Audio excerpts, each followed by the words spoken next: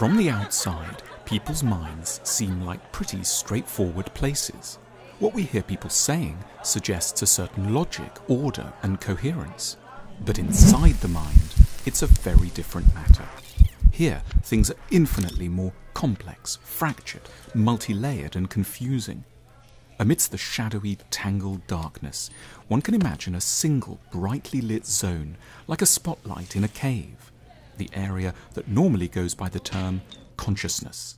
This is where we do our rational thinking, where ideas are clarified, where plans are put on a systematic footing, where we order and clean up our thoughts.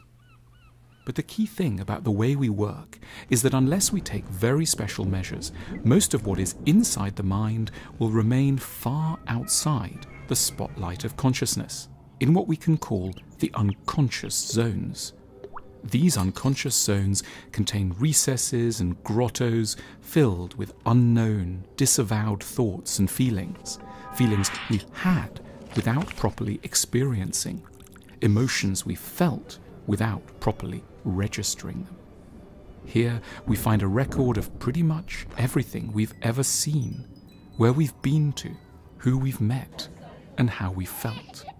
Most of the time, the images are dormant and submerged. Then occasionally, at what can feel like quite random points, an image will suddenly come back to us as clear as day. Suddenly, we'll see Uncle Ernie or the pier in Brighton or the train taking us up the Matterhorn when we were 9. A lot of what lies in the unconscious are worries, things we're frightened might happen, but which we push out of consciousness. We keep them at bay, but the effort creates a hum and static of background anxiety. In the unconscious are desires that can't find a place in our more ordered, sensible day-to-day lives.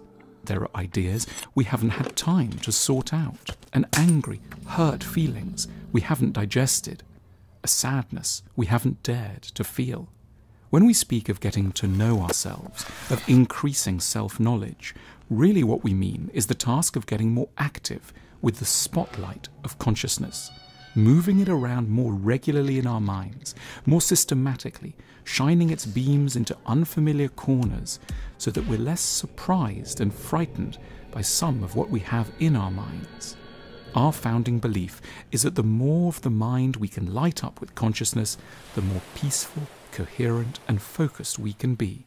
This is what it means to lead an examined life, to try to become less of a stranger to oneself by illuminating our minds with the spotlight of consciousness.